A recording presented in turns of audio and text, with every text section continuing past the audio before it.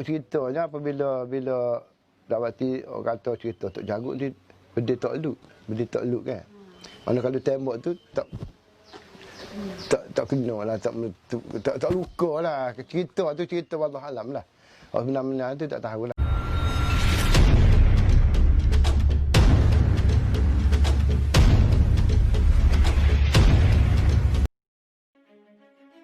Biodata Tok Janggut. Nama sebenar Haji Mak Hassan bin Munas yang dikenali Tok Janggut kerana menyimpan janggutnya sehingga ke paras dada. Tok Janggut mendapat pendidikan di Mekah. Oleh itu, Tok Janggut dianggap sebagai tokoh agama Islam. Tok Janggut telah dilahirkan pada tahun 1853 di daerah Jeram, Pasir Putih, Kelantan.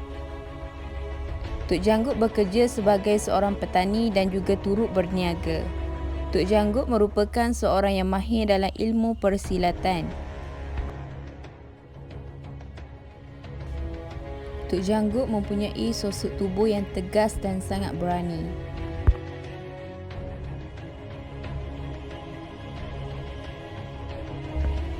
Tok Janggut dianggap tokoh pahlawan Melayu kerana berani menentang penjajahan British di Kelantan.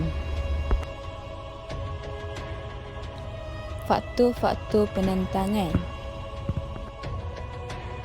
British telah memperkenalkan semua para petani untuk membayar cukai tanah pada tahun 1915.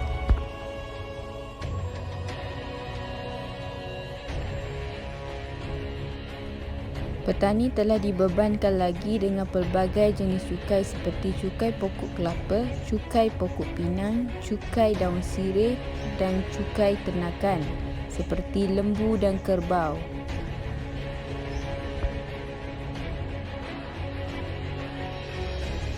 Jadi, para penduduk kampung tidak mampu untuk membayar cukai tersebut. Pejabat cukai yang terletak di bandar juga menyebabkan penduduk kampung sukar untuk membayar cukai. Kesukaran untuk membayar cukai menyebabkan mereka akan ditangkap oleh tentera British dan akan didenda.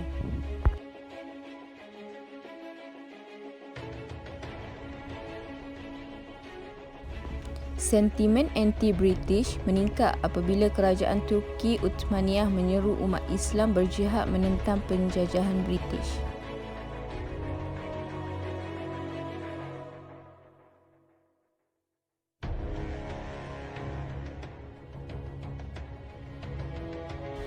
Jadi disebabkan itu, Tok Janggut mengambil inisiatif untuk mengumpulkan pasukan Melayu. Pasukan ini ditubuhkan untuk melawan British dengan menggunakan pelbagai bentuk strategik.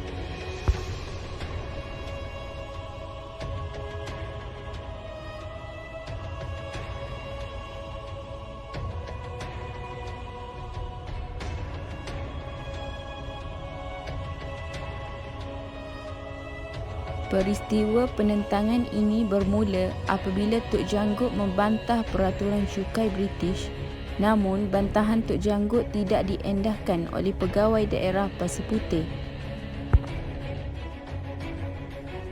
Pihak polis telah diarahkan untuk menangkap Tok Janggut, tetapi usaha mereka gagal.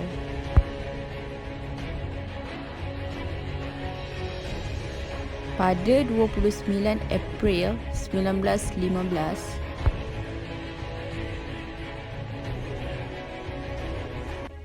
Tok Janggut, Engku Besar Jeram, Penghulu Adam, Haji Said, Cik Ishak dan rakyat tempatan telah menyerang Pasir Putih dan berjaya mendudukinya selama 7 hari.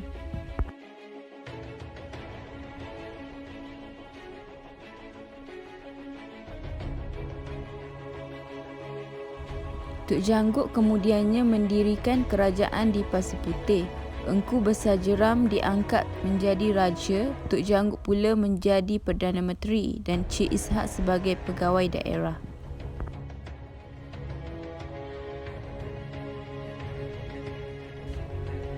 British telah melakukan tindakan tegas dengan membawa masuk tentera dari negeri Selat menggunakan kapal perang HMS Cadmus.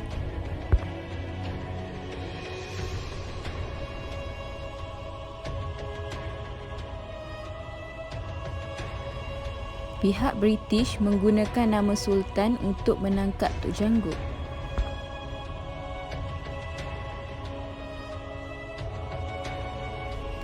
Pada 9 Mei 1915, British menawarkan hadiah $500 kepada sesiapa yang berjaya menangkap Tok Janggut.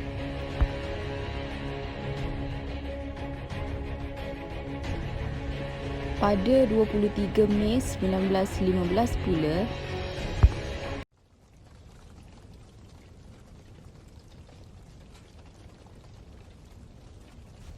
British telah membakar rumah Tok Janggut dan pengikutnya kerana enggan menyerah diri.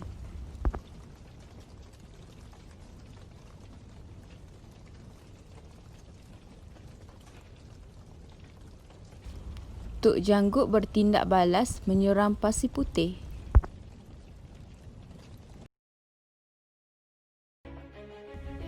Pada 24 Mei 1915, bermula serangan ke atas Tok Janggut.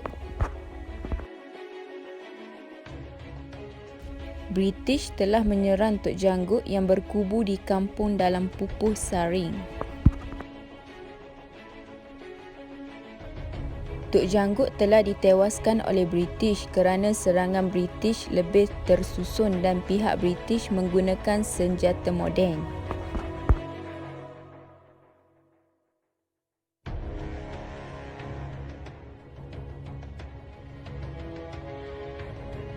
Tok Janggut telah gugur dan terkorban dengan dadanya berlubang ditembusi dengan peluru emas. Pengikut-pengikut Tok Janggut cuba untuk menyelamatkan Tok Janggut tetapi tidak berjaya kerana dihujani dengan tembakan yang bertubi-tubi yang telah dilepaskan oleh askar-askar British.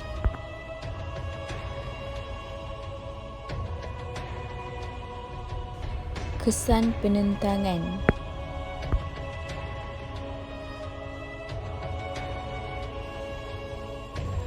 Setelah pertempuran tamat, mayat Tok Janggut telah diangkat dengan kereta lembu.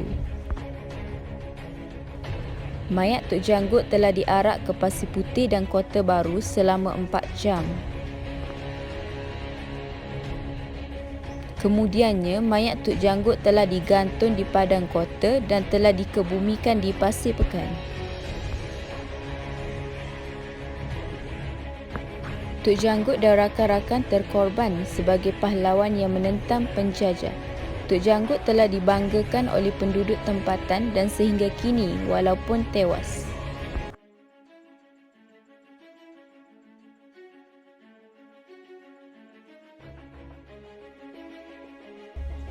Kini,